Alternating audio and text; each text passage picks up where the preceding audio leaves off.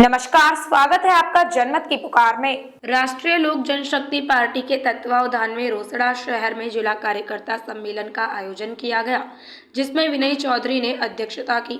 राष्ट्रीय अध्यक्ष केंद्रीय मंत्री पशुपति पारस, समस्तीपुर लोकसभा सांसद प्रिंस राज, पूर्व विधायक अनिल चौधरी, पूर्व प्रत्याशी महेंद्र प्रधान, प्रदेश पदाधिकारी किसान प्रकोष्ठ के प्रदेश अध्यक्ष चंदेश्वर राय, महिला प्रकोष्ठ के प्रदेश स्मिता देवी, जिला प्रवक्ता सह समस्तीपुर नगर अध्यक्ष उमाशंकर मिश्रा, दलित सेना रीता पासवान, मनीष जायसवाल, संजय कुमार सिंह, पप्पू, रामाशंकर नायक, सुजीत मिश्रा, बच्चा झा, पूर्व विधायक प्रयाग सिंह का पुत्र गोपाल सिंह, दरभंगा पंचायती राज प्रकोष्ठ अध्यक्ष योगेंद्र राय, प्रखंड अध्यक्ष महेश दास, जिला अध्यक्ष विनय चौधरी, मोहम्मद कुरैश, नवनिर्वाचित एससी सह एसटी का जिलाध्यक्ष डॉक्टर राकेश रोशन सहित दर्जनों नेताओं एवं कार्यकर्ताओं ने संबोधित किया।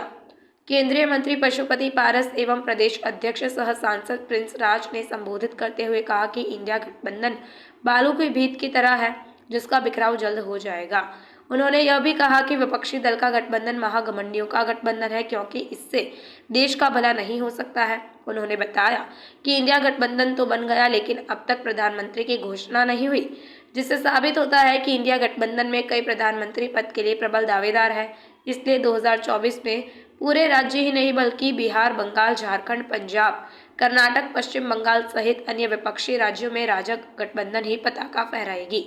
उन्होंने माना कि नरेंद्र मोदी जैसे देश को ऐसा प्रधानमंत्री मिला है जिन्होंने गरीबों, दलितों एवं पिछड़ों के विकास एवं मान सम्मान के लिए दृढ़ संकल्पित है। पूर्ववर्ती सरकार में इलाज एवं भोजन के अभाव में गरीब गुरबा मर जाता था, लेकिन प्रधानमंत्री नरेंद्र मोदी के कार्यकाल में भोजन के अभाव एवं इलाज से नहीं मर रहा है। इसका प्रमुख कारण यह है कि इलाज के लिए 5 लाख की सुविधा कार्ड दिया गया, जबकि भोजन के लिए फ्री राशन दिया गया।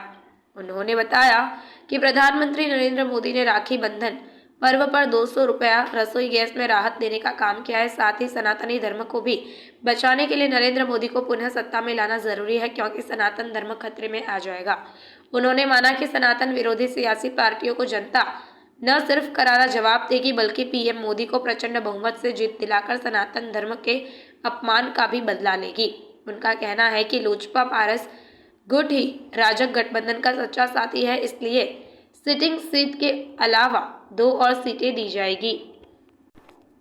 लोजपा रामविलास गुट के राष्ट्रीय अध्यक्ष चिराग पासवान पर कटाक्ष करते हुए उन्होंने कहा कि जब दल एवं दिल तोड़ दिया गया तो जीवन के अंतिम समय तक एक होने का सवाल भी नहीं उठता है। उन्होंने माना प्रधानमंत्री दल टूटता है तो फिर मिल जाता है, जिसका प्रमाण है लालू नीतीश का समझौता। उन्होंने दावा किया कि चिराग पासवान बिहार का परिवार नहीं बल्कि पंजाबी मूल का है, इसलिए बिहार के विकास एवं सम्मान के लिए सोचता भी नहीं है। व्यंग्य बाण छोड़ते हुए उन्होंने कहा कि जो जैसा कर्म करेगा वैसा फल देगा भगवान, यही है गीता का ज्ञान, क्योंकि देश कर्म प्रधान है। साथ ही माता एवं पिता के दिल को दुखी करने वाले भी उसे ईश्वर कभी माफ नहीं करेगा।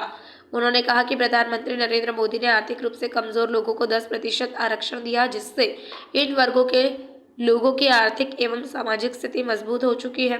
साथ ही देश के विकास एवं सनातन धर्म की रक्षा के लिए 80% मोदी के समर्थन में है। इसलिए 2024 में पुनः प्रचंड बहुमत के साथ नरेंद्र मोदी के नेतृत्व में मजबूत सरकार फिर से बनेगी। महत्वपूर्ण समय है और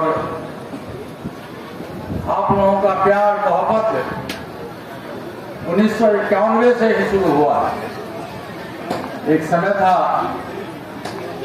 जब हमारे बड़े भाई देवता कुल पद्म भूषण रामविलास पासवान जी को छोड़ के चले गए और उनके छोड़ के जाने के कुछ ही दिनों के बाद पार्टी और परिवार दोनों टूट गए। पार्टी और परिवार टूटने का एक कारण मैं आपको बता दूं, संक्षेप में, समय कम है। जब 2020 का विधानसभा का चुनाव हो रहा था, हमारी पार्टी का जो पार्लियामेंट्री बोर्ड का गठन हुआ था, उसमें हम लोग 6 सांसद थे। उस समय सब लोगों की राय थी कि एनडीए गठबंधन में हम चुनाव जीते हैं तो विधानसभा का चुनाव भी एनडीए गठबंधन में लड़ा है। सब लोगों की राय के विपरीत चिराग पासवान उत्तर प्रदेश राष्ट्रीय अध्यक्ष हुआ करते थे,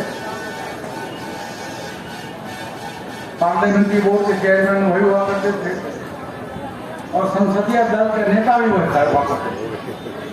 सबसे पहले तो उन्होंने मनमानी करके उनको बिहार प्रदेश अध्यक्ष को से शासित कर दिया, हटा दिया और बहुमत की राय, डेमोक्रेसी है, प्रजातंत्र है, प्रजातंत्र में बहुमत है, अपमान नहीं होना चाहिए। 2 नदी पार करके हम लोग तीनों भाई पढ़ने आते थे। ये आपके बगल में जब मोड़ा है, दरभंगा जिला दरभंगा है, पहले इसी लोकसभा क्षेत्र में था खसरपुर, उसी का पाठ है जब वो हो रहा, उसी स्कूल में, प्राइवेट स्कूल में हम लोग तीनों भाई की शिक्षा दीक्षा हुई। हमारे पिताजी कबीर पंथ के संत थे, पढ़े लिखे नहीं थे, सिर्फ वो दस्तखत करना जानते थे, लेकिन कबीर पंथ के बहुत बड़े संत थे। हमारी माता जी भी थी, वो भी कबीर पंथ की अनुयायी थी। सबसे बड़ा पाठशाला स्कूल कॉलेज जो होता है उसमें आपको किताबी शिक्षा दी जाती है, लेकिन घर का जो पाठशाला होता है वो पाठशाला जो माँ बाप है, असल शिक्षा माँ बाप का देन है। और हमारे पिताजी कहते थे कि बेटा देख, तुम झूठ मत बोलना, चोरी नहीं करना, किसी की बेईमानी नहीं करना, हत्या नहीं करना और शिक्षित बनो, आगे बढ़ो। आज मैं गर्व के साथ कह सकता हूं कि मैं अपने पिताजी का 3 संतान था। आज मेरा दुर्भाग्य है कि हमारे बड़े भाई साहब और छोटे भाई साहब आज दोनों हमारे बीच में या आप लोगों के बीच में नहीं रहे। और संजोग से पासवान जी भी यहाँ का प्रतिनिधित्व किए और रामचंद्र पासवान जी भी यहाँ का प्रतिनिधित्व किए।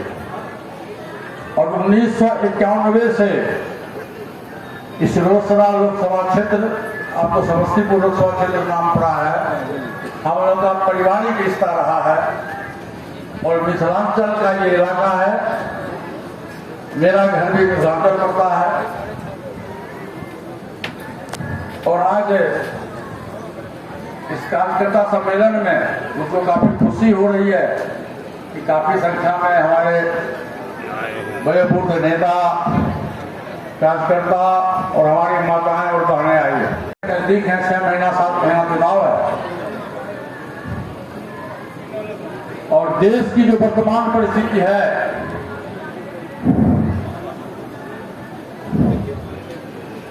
वो आपसे छिपी हुई नहीं है। और हम अपने परिवार में 3 भाई हुए और आप लोगों का आशीर्वाद हो और पिताजी के कर्म के बल पर बड़े पुत्र पिता के घर पे खेती हुई है अपने कर्म। माँ बाप का जो स्वभाव होता है, माँ बाप के कर्म के आधार पर बेटा बेटी का संस्कार आगे बढ़ता है। आज हमारे पिताजी का ही संस्कार है कि एक शहरबनी जैसे गांव में पैदा लेने वाला एक छोटा मोटा किसान का परिवार जनतंत्र की जननी, प्रजातंत्र का लोकतंत्र, जो सबसे बड़ा प्रजातंत्र का मंदिर माना जाता है लोकसभा, आज उसके हम तीनों भाई पार्लियामेंट के मेंबर थे और हैं। और हमारे तीनों भाई में 2 भाई का लड़का